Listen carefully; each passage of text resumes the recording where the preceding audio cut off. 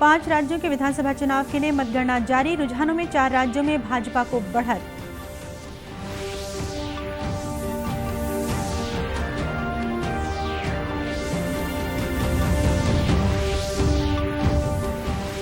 प्रधानमंत्री ने कोविड महामारी से निपटने के लिए टीके लगाने वालों, स्वास्थ्य कर्मियों, केंद्र और राज्य सरकारों के अथक प्रयासों की सराहना की।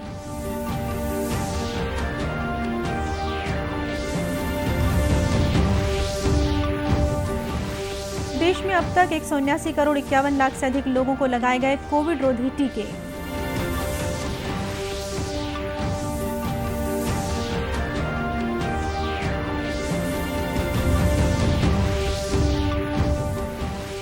और ऑपरेशन गंगा के तहत यूक्रेन से लौटी भिलाई की छात्राएं, प्रधानमंत्री के प्रति जताया आभार।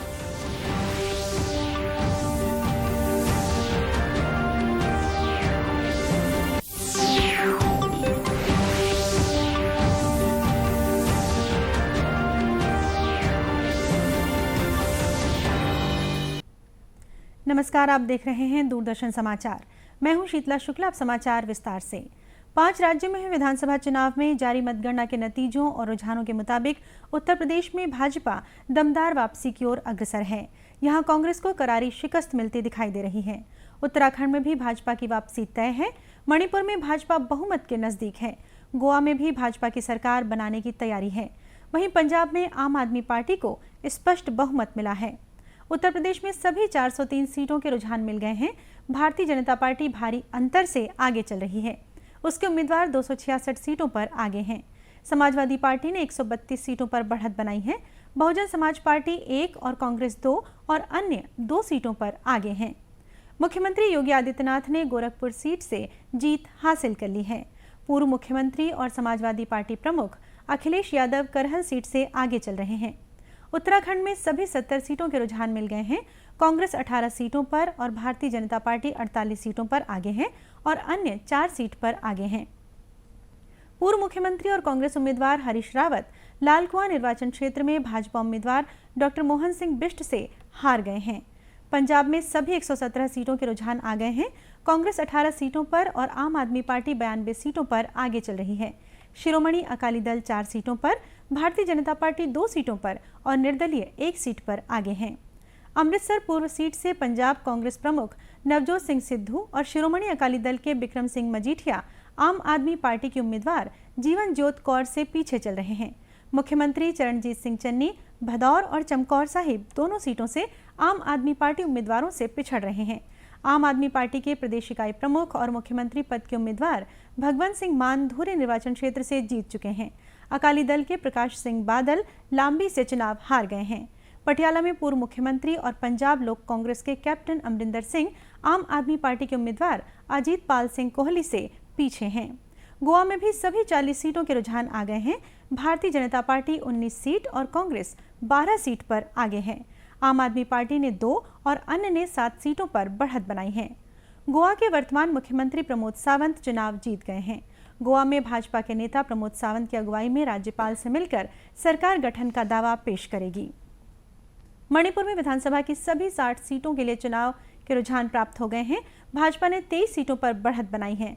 Naga People's Front 5, Naga People's Party 6, Congress 4 और अन्य 9 सीटों पर आगे हैं। 5 राज्यों में विधानसभा चुनाव के परिणाम और रुझानों में भाजपा 4 राज्यों में बहुमत की ओर अग्रसर है, जिसे देखते हुए पार्टी के राष्ट्रीय मुख्यालय में जश्न का माहौल है। पार्टी इसका श्रेय विकासपरक कामों और कार्यकर्ताओं को दे रही है। पार्टी के राष्ट्रीय उपाध्यक्ष डॉक्टर रमन सिंह ने कहा कि न सिर्फ उत्तर प्रदेश बल्कि उत्तराखंड, मणिपुर और गोवा में भी परिणाम तथा रुझान भाजपा के पक्ष में नजर आ रहे हैं। ये सब सरकार के बेहतर कामकाज पर जनता की मुहर है।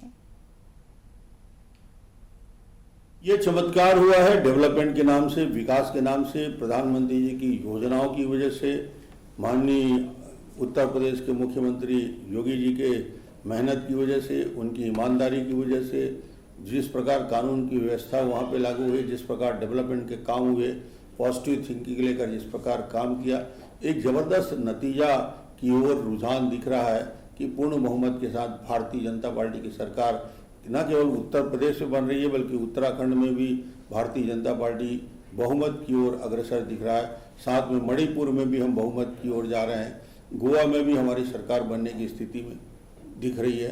तो ये लगता है कि जब सरकार बेहतर काम करती है दिल्ली में और डबल इंजन की सरकार का रिजल्ट जो दिखता है, आज उत्तर प्रदेश में सारे अफवाहों को के बाद भी दिखाया गया कि किस प्रकार भारतीय जनता पार्टी जीत सकती है। और ये विकास की जीत है, तरक्की की जीत है, मोदी जी के विचारों की जीत है। और आने वाले समय में फिर से जो 5 राज्यों के चुनाव होने जा रहे हैं उसमें भी भारतीय जनता पार्टी का कमल खिलेगा और तीसरी बार इस देश में प्रधानमंत्री नरेंद्र मोदी बनेंगे। ये पूरे देश की जनता ने आज के जो मैंडेट दिया है उससे दिख रहा है। केंद्रीय मंत्री अनुराग सिंह ठाकुर ने कहा कि गरीब कल्याण, कानून व्यवस्था और विकास के मुद्दों पर जनता ने अपना वोट दिया है। और विकास, ये मुद्दे जनता में बहुत बढ़ चढ़ कर थे। लोग मानते थे कि हमारा उत्तर प्रदेश आगे बढ़ा है और मोदी जी की लोकप्रियता जो पूरे उत्तर प्रदेश में देखने को मिली। इस बीच प्रदेश भाजपा कार्यालय में भी कार्यकर्ताओं में उत्साह का माहौल है। यहां भी एक दूसरे को बधाई के साथ ही मिठाइयां बांटी जा रही हैं। उत्साह से भरे कार्यकर्ताओं ने ढोल नगाड़ों के साथ अपनी खुशी जाहिर की।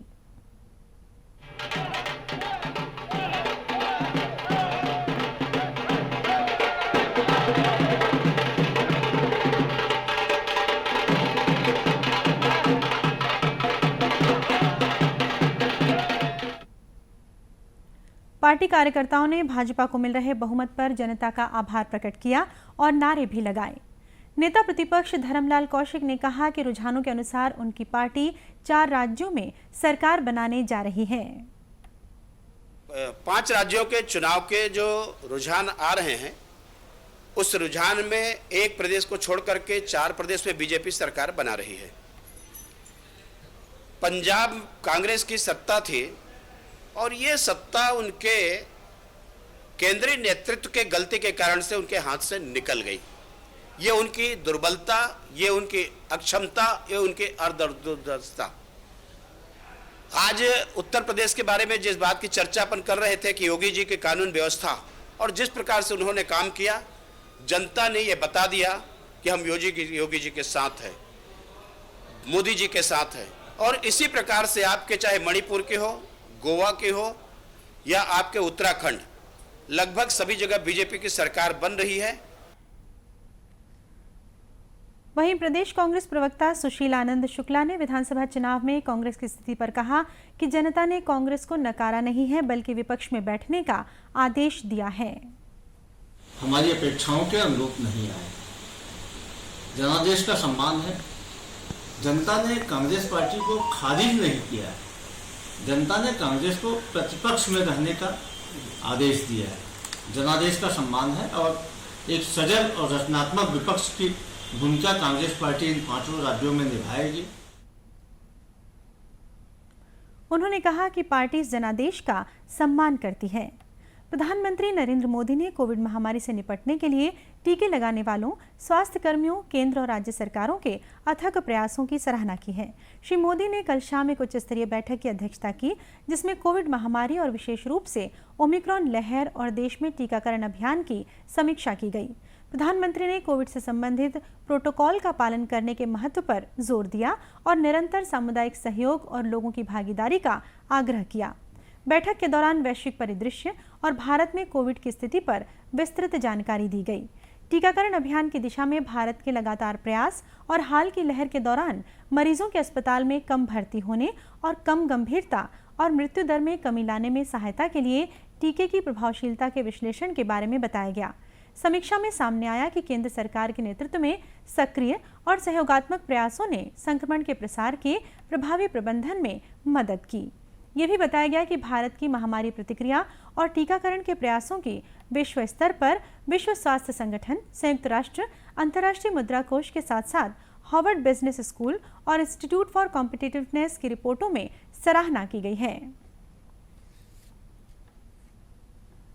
देश में अब तक 179 करोड़ 51 लाख से अधिक कोविड लोगों को कोविड रोधी टीके लगाए जा चुके हैं।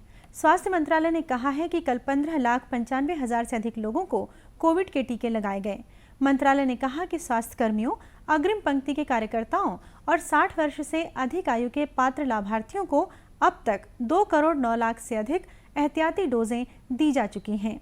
वहीं प्रदेश के 11 जिलों में आज भी कोई नया मामला सामने नहीं आया।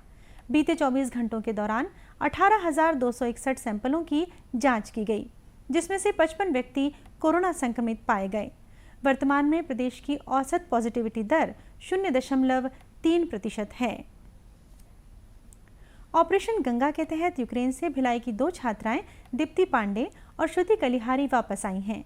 कीव मेडिकल यूनिवर्सिटी में पढ़ने वाली इन छात्राओं ने अपने गृहनगर आने पर दूरदर्शन समाचार से अपने अनुभव साझा किए।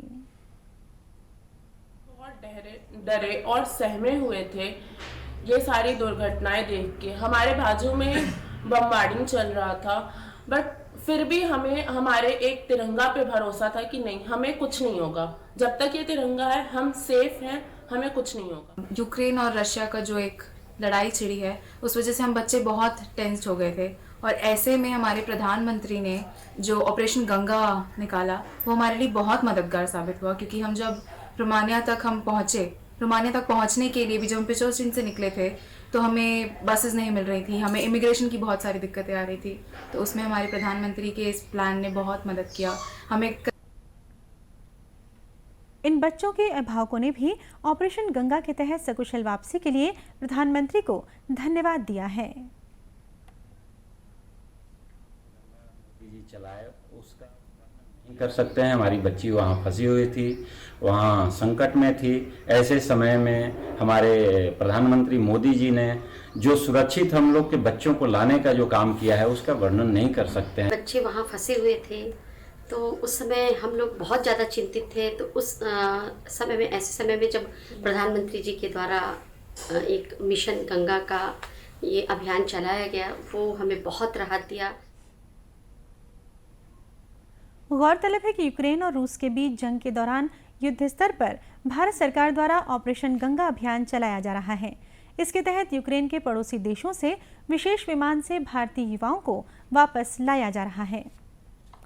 दूरदर्शन केंद्र रायपुर से प्रसारित होने वाले प्रादेशिक समाचार को आप YouTube पर भी देख सकते हैं। हमारे YouTube channel Chhattisgarh DD news पर प्रादेशिक समाचार उपलब्ध रहेगा। YouTube चैनल का लिंक और QR कोड आप स्क्रीन पर देख सकते हैं। अपने एंड्रॉयड फ़ोन से QR कोड स्कैन कर आप छत्तीसगढ़ DD न्यूज़ लिंक पर जा सकते हैं। इसके अलावा छत्तीसगढ़ DD न्यूज़ फेसबुक और ट्विटर पर भी उपलब्ध है। और अब अंत में मुख्य समाचार एक बार फिर। 5 राज्यों के विधानसभा चुनाव के लिए मतगणना जारी। रुझानों में 4 राज्यों में भाजपा को बढ़त।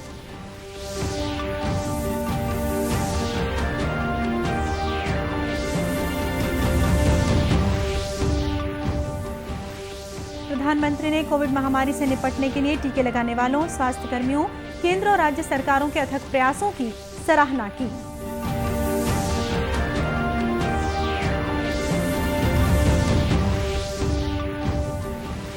देश में अब तक 179 करोड़ 51 लाख से अधिक लोगों को लगाए गए कोविड रोधी टीके।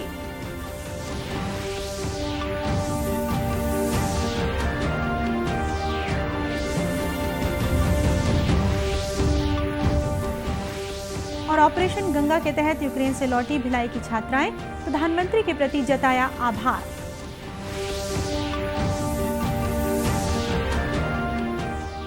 इसी के साथ ये समाचार बुलेटिन यहीं समाप्त हुआ। नमस्कार।